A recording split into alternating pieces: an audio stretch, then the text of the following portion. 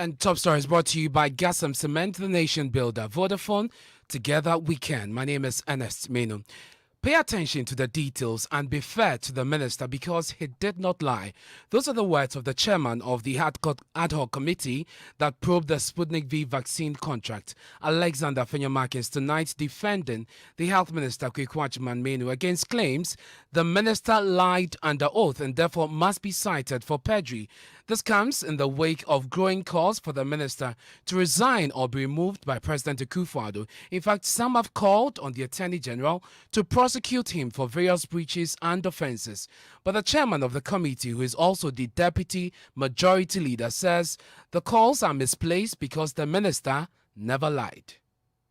Where there was a need to look at other sources because of failure by bilateral sources to supply, he as a minister had a responsibility to take a ministerial decision. There's nothing like he did not get cabinet approval. That is neither here nor there, and the fact must be correctly stated. But again, you have been listening to commentary in the media space, and this is not coming from only politicians. We also heard people in the civil society group, lawyer Martin Pebu, for example, is insisting that the minister must resign or be forced out because of what he claims that he lied when he appeared before your committee, when he said that he was unaware that money had been paid, which it turned out to be that the finance ministry had actually advanced over $2 million to the sheikh. He says that constitutes perjury and that Parliament must look into it.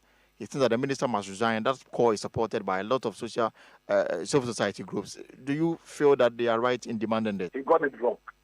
It is not our findings that the minister lied to us. It's because, you see, people are not reading the facts.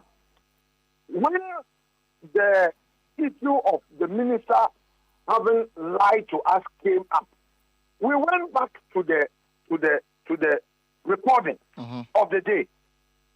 The majority leader called in the audio, and we all listened to it. And that is the reason why our colleagues in the minority even changed their position and agreed that indeed the minister never lied to us by saying that no payment had been made. Why are people suddenly forgetting that, yes, ministries work together, but it is sometimes not possible to know at a particular point in time that a thing has been done or not done. The Minister of Health explained to us that at that material point in time, he was not aware whether any payment had been made. He never said emphatically that no payment had been made. He went on further to assure us that he would do a follow-up on it. It was the minister who wrote. The finance ministry also wrote. But you see, in the finance minister's letter, he wrote about releases he had made for the payment of the vaccine, which is different from actual payment. Can people pay attention to the details and be fair to the minister rather than calling him a liar? The Minister of Health never lied. Let's be fair as a people. And I'm ready to defend that because I know that I'm defending the truth.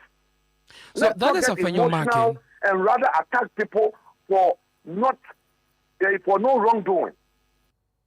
So that is Afenyo Markin, the chairman of the ad hoc committee that probed the controversial Sputnik V vaccine contract. He's saying that the minister did not lie. Well, today, John, you secured a copy of a letter from Sheikh Al Maktoum, the middleman government engaged in this controversial deal. And in that letter, he is communicating a refund of $2.47 million to the government of Ghana. Afenyo Markin again confirmed receipt of the money to John News and said there's nothing more to demand from the health minister. Let me confirm on good authority that indeed the payment has been made, the refund has been made. To me, the major concern of Ghanaians in all of these was possible financial loss to the state. The minister, like I said in my debate, was sincere and candid in everything he did. Information flowed to us, written evidence to us, and all of that. This goes to confirm that the minister did not lie when he said at all material times he knew he was dealing with a credible entity. And this flows from, one, the letter they wrote saying that they could not supply the rest, and the fact that they were willing to refund the unsupplied doses. Today, by the grace of God, the funds have fully landed in the account of government of Ghana. People have had all the twists to this whole thing. The minister has been at the receiving end, because even statements of fact that he made, for some convenience, people decided to twist it. But this is public service. This is politics. But he's been firm and been consistent in everything regarding this whole situation. And today, we have the funds back. If you ask me whether or not the committee would have any further action to take, I would say no, because in our recommendation, we stated that he should take the Ministry of Finance should take steps to seek refund of the difference. But the Ministry of Health, rather, consistent with its earlier response to her, has been proactive in ensuring that it is done. And today, it closes the matter.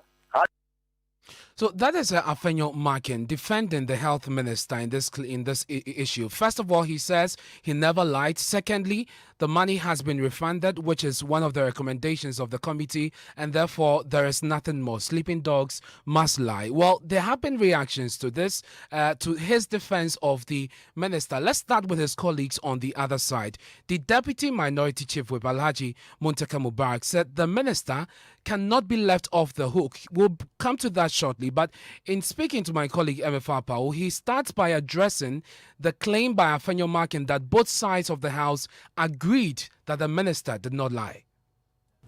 I mean, that is absolutely crazy to even imagine. One, that's not true. When he says we have agreed that the minister didn't lie, the submission is on the floor. I concluded the submission on our side, and I reiterated, it is not possible for Ministry of Finance to make any payment on behalf of any agency when that agency is not the one instructing the ministry. And there's evidence to show that even when those payments were made, as far back as March, the minister was copied. The minister lied. That aside, we need to understand there are so many issues around this. One, the breach of the procurement process. Two, the failure to bring the matter to Parliament, even when the Attorney General has advised. Three, he lied under oath. These are not things that you say because money has been refunded. I mean, all the other issues are gone. I will advise my colleague, yes, we're in a democracy. Everybody can speak his mind, his or her mind. I will advise my colleague, the Deputy Majority Leader, it is better he stops talking. Because the more he talks, the more he insults the intelligence of the ordinary Ghanaian. So your case of censure against the health minister still stands? Definitely it's on. It is on.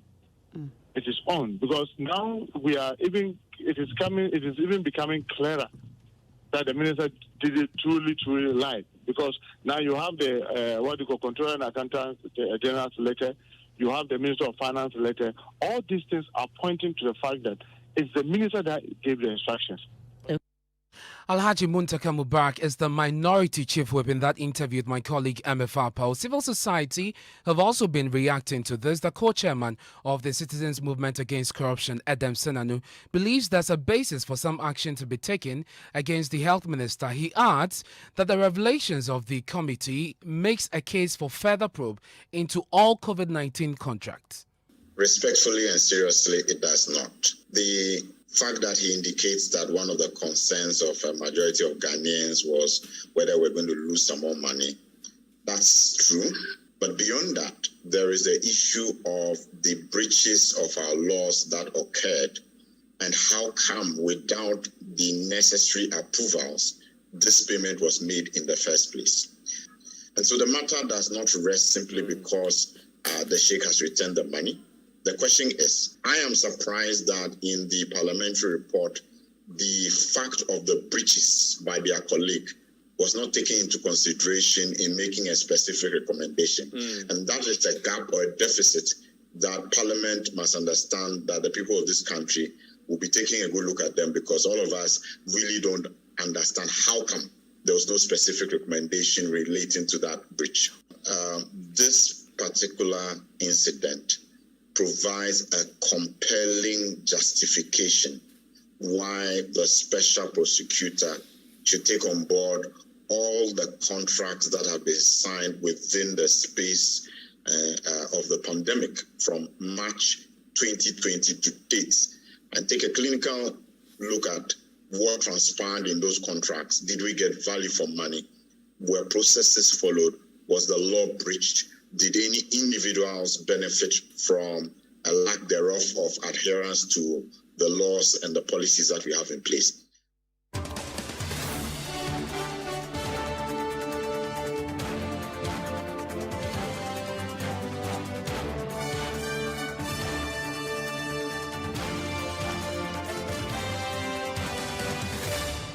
Let's go into the phone lines now and speak to private legal practitioner Martin Pebu. Thank you very much, sir, for your time here on Top Story. You have been quite vociferous on this matter, indeed, calling on Ghanaians to sign a petition to Parliament to cite the Minister for Perjury.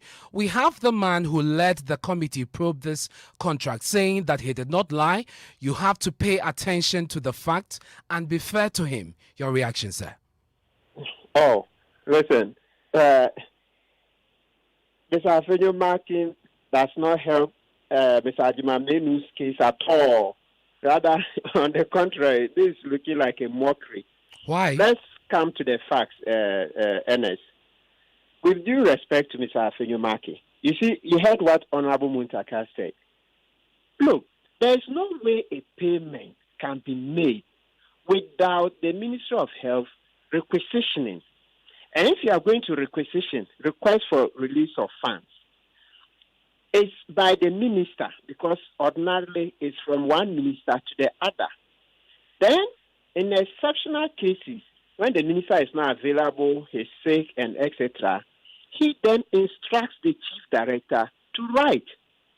So that request from Ministry of Health to the Ministry of Finance for the money is something that the Minister of Health knew about. No chief director was there. It could possibly be that the chief director was the one who initiated all these moves to have the monies paid. No, the chief director can't act alone. That's why I said the only time he can write that letter is when the minister is not well, unavailable, and then, but with the approval. Look, it's not possible. You can't just have the chief director sit in his office and do that. Go around the ministries and ask. They have what we call thresholds, okay? Letters that, so figures that they themselves can write for release of funds. But those are usually smaller figures. Ernest, this is 16 million Ghana, 16 million and change, or the $2.8 million. A chief director cannot issue a letter alone by himself. It's not possible.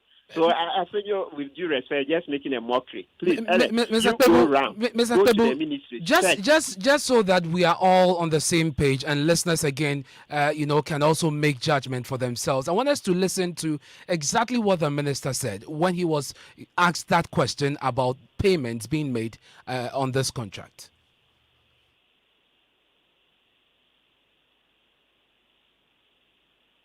So as we sit here, I believe there's no contract between the two of us. So, Honorable Minister, what becomes of the payment you've made so far, if any? Honorable Chair, to the best of my knowledge, we haven't done any payment as yet. But when you issue an LC, it's an instrument of payment. And I don't know, I've read the LC, its site, but partial performance is allowed. They can draw on whatever that they've supplied, and then the rest of the instruments. This LC was done on site. They cannot draw until we inform the bank that we have received. So that is exactly what the minister said. To the best of his knowledge, no payments have been made. Yes, and let's come to back. The best of his knowledge, he said. Look, You know, I used to listen when I started advocating. I was dwelling so much on the LC. Let's leave that for now and come back to this. We can always come back to it. You heard what Honorable Afenyo Markin asked. That's the truth. But let's come to this other angle. That right now, you see, as the case unravels, we are understanding it better. There was a letter, okay, from the Ministry of Health requesting Ministry of Finance to pay. If there is no such letter, no payment can be made. And you see that there is a reference to that letter. Some are saying it's by the chief director. I'm saying that even if the chief director writes such a letter, he can't write it by himself. That letter is going to the Minister of Finance. The Minister of Finance is at a higher level than the chief director. So the only time the chief director can write to the minister higher than him is with the approval and consent of the minister. And even the letter will state so.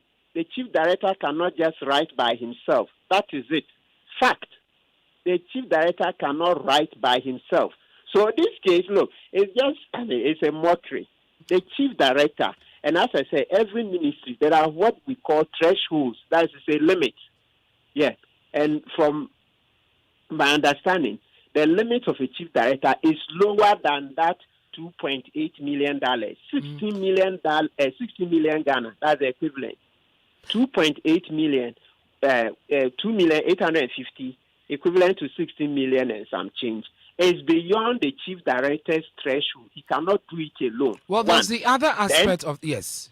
And let's look at this. Then number two, let's come back to the context. So, yes. Where the minister is waiting and asking for the vaccines.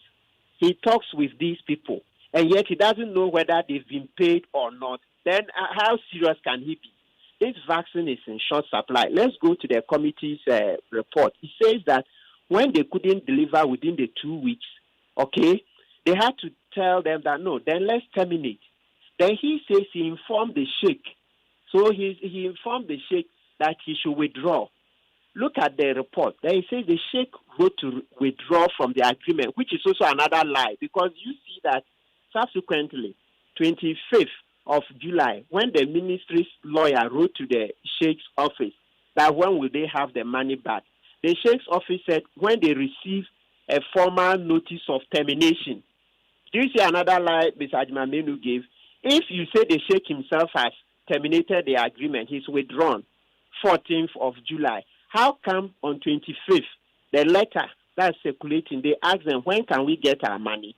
Then the sheikh says, when you present a formal notice of termination. So an agreement that the sheikh terminated on 14th, how can he be asking for another termination on 25th of July? Look, this is just getting murkier and murkier.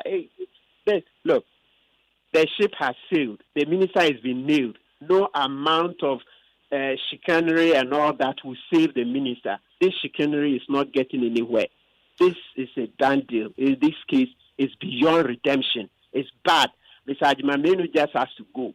And then, of course, the finance minister. Well, there's another part of this when Mr. Afenyo Markin says that the issue about receiving the express approval of the Attorney General and all of those breaches, the PPA and all of that, they are neither here nor there. In any case, steps have been taken to retrieve the monies. The monies have now been paid, and so we should simply move on.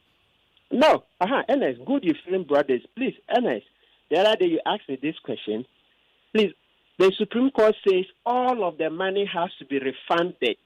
They are not supposed to deduct for any vaccine. All of the money has to be refunded. That is the decision of the case of Martin Amidu number 1 versus Attorney General Waterville, Isofutun, and Woyomi. That all of the money be refunded. And the court reminded itself that, yes, ordinarily when somebody has worked, when somebody has made part payment, we have what we call pay for the work done. That's quantum merit. Or it's unconscionable that you've taken somebody's goods and you don't want to pay. That's so do restitution and the rest. But they've seen that if we allow that, then each time you want to make money, then as soon as the agreement is signed, you can go and start working and then disregard parliamentary approval because come hell or high water, once it's been found that the contractor or supplier has worked, he'll be paid. So parliamentary approval will become useless because every time you work, you'll be paid. So for all these reasons, the Supreme Court said no. If the agreement has not been approved by Parliament, it is void and there can be no rights under it. So return all of the money. The question then is who pays? Sorry? Who pays the money? Demand from the Sheikh. If the Sheikh doesn't pay, then we'll expect to take that money from Mr. Manu and Finance Minister.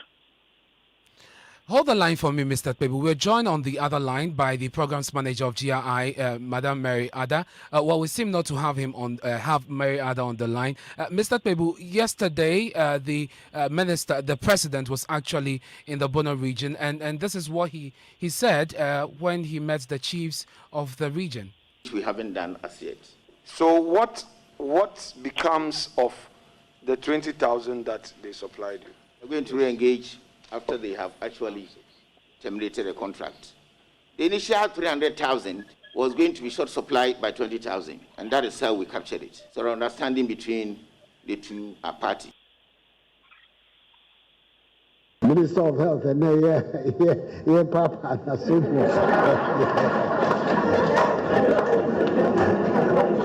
No matter this year, as my menu, what bread health, So that is the president there. He starts by saying that there are a lot of people from the Bono region in his government, including the Minister of Health. And then to the tape, he says including the Minister of Health, who is currently receiving a lot of slaps from Ghanaians. He is an indigent from Doma. Mr. Pebu, what signal does this send you about your calls for his removal? Ernest, the reaction of the president at that place, it's not an indication that Mr. Manu will not be sacked or Mr. Manu will not resign. Don't forget, culturally and even ethically, Mr. Manu is a big opinion leader over there, being an MP and not just a first-time MP all these years. So how on earth was the president going to stand there and embarrass him and say, yes, Mr. Manu, you did all of these things wrong? No. Naturally, he would have to make a light moment of it. And then when the president returns to Accra, he will do the needful. You say, yes. And don't also forget that the people voted for the president, okay? And in less than 1 year, he's going to sack their biggest opinion leader. It has to be done in a humane manner. He can't rub it in their faces. So that was what the president, so for me, I don't think that because he made a light moment of it, that means Mr. Manu will retain the position. And it's rather, for each day that Mr. Manu continues to occupy this position, the implication is that in Ghana, he is our best talent for that position, notwithstanding all of the embarrassment, the mistakes, and that if you take away Mr. Manu, there is no better person to fit in. That's the meaning. So all 32 million of us, there is no other person who can do as much as Mr. Manu. Or, in other words, the rest of us are worse than Mr. Manu. So please, he should stay there. And that cannot be. Mr. Pebu, I'm grateful for your time here on Top Story. That's a private legal practitioner, Martin Pebu. We're now joined by Programs Manager of GRI, that's a Ghana Integrity Initiative, Mary Ada. Madam, I'm grateful for your time here on Top Story. Your reaction to the defense of the chairman of the ad hoc committee, Afenyo Markin, who says the minister did not lie, the money has been retrieved, sleeping dogs should lie. That's very unfortunate. I did not hear him say so, but if he said that, I believe it's very unfortunate for the deputy majority leader, who was also the chairman of the committee, the ad hoc committee, to have made such pronouncements. Believe me, such pronouncements are not surprising anyway, because in the past they have been. Whenever it suits them, they would make such pronouncements. Unfortunately, what we would want to ask is, if it were their personal monies which were used in such a way, would they be making the calls they are making?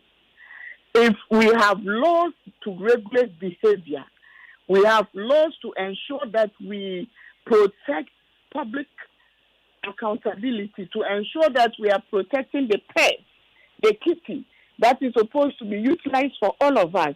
and these laws are breached, would he be saying that we should not sanction the person, but let sleeping dogs lie because the person has refunded the money? In any case, under any contract, when the terms are not met and there is a termination and there has been disbursement, the natural thing that will be done is for refunds to be made. And so this is not special at all. There is nothing special about the refund for us. And when he says he did not lie, some misrepresentations were clearly made. And unless he is saying those are not misrepresentations, then he would have to come back and explain. When the minister said it was they had failed with the bilateral arrangements before he set in, the contrary was the fact.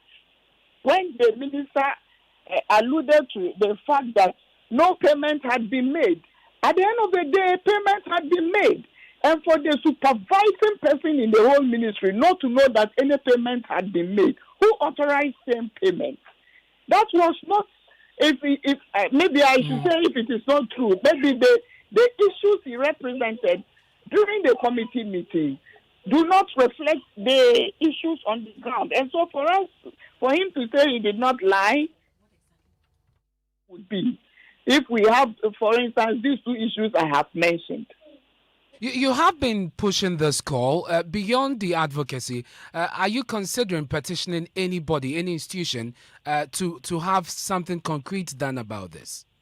One of the things we are calling for, and it's advocacy still, because we believe the president should act and would act, is the fact that Shraj on this matter can't take it up even without anybody going there.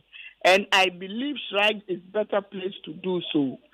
And I know that some groups have done that already. And so we don't have to do too much by going individually. We believe that Martin Pebu, for instance, is picking signatures, and we support that fully. We believe that the right thing should be done. And for us to go forward with this is important. That's why we believe that Shraj should do the investigations and come up with some information, cogent information that we can all rely on, because Parliament did not do that. At the end of the day, the majority side was saying one thing and the minority said the other. And they didn't come to any conclusions for us. So what if we remember in recent past, just recently, when there was a procurement issue, a whole director who was in charge of the institution was asked to go after an investigation was done. And so if somebody has breached that and breached others, and we think that we should let him go, then it's unfortunate. That cannot be possible. Thank you very much. That is the programs manager for the Ghana Integrity Initiative, Madam Mary Ada. That's it for Top Story, brought to you by GASEM, the Nation Builder, and Vodafone. Together we can. News Night starts now with MFR Powell.